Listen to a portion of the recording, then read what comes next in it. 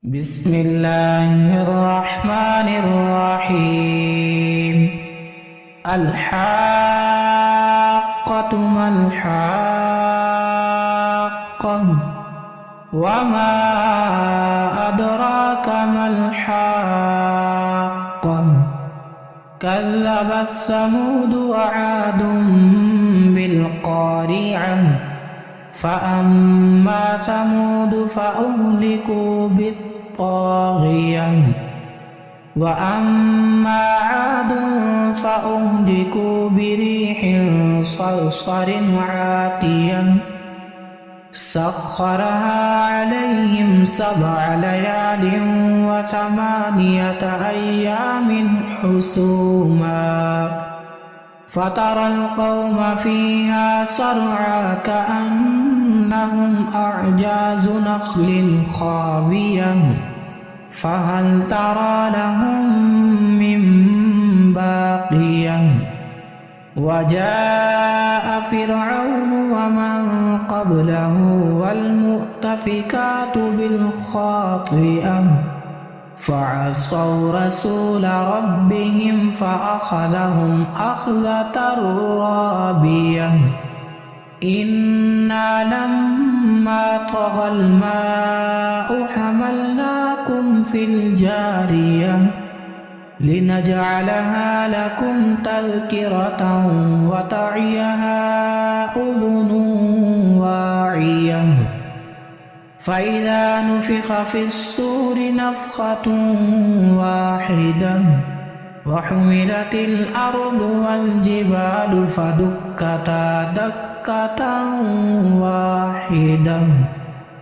فيومئذ وقعت الواقعة وانشقت السماء فهي يومئذ واهية والملك على أرجائها ويحمل عرش ربك فوقهم يومئذ 8 يومئذ تعرضون لا تخفى منكم خافية فأما من أوتي كتابه بيمينه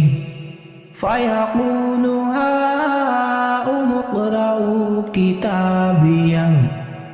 إني ظننت أني ملاق حسابيه فهو في عيشة راضية في جنة عالية قطوفها دانية كلوا واشربوا هنيئا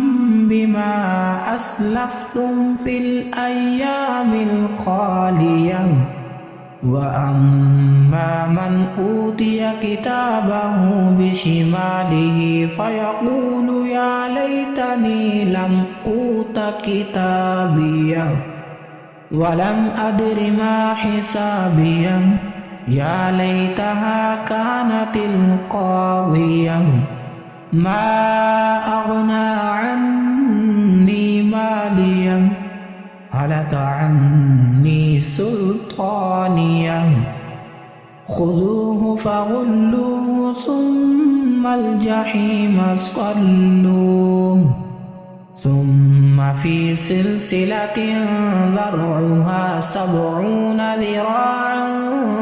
فاسلكوه إنه كان لا يؤمن بالله العظيم ولا يحض على طعام المسكين فليس له اليوم هاهنا حميم ولا طعام إلا من غسلين لا يأكله إلا الخاطئون فلا أقسم بما تبصرون وما لا تبصرون إنه لقول رسول كريم وما هو بقول شاعر قليلا ما تؤمنون ولا بقول كاهن قليلا ما تذكرون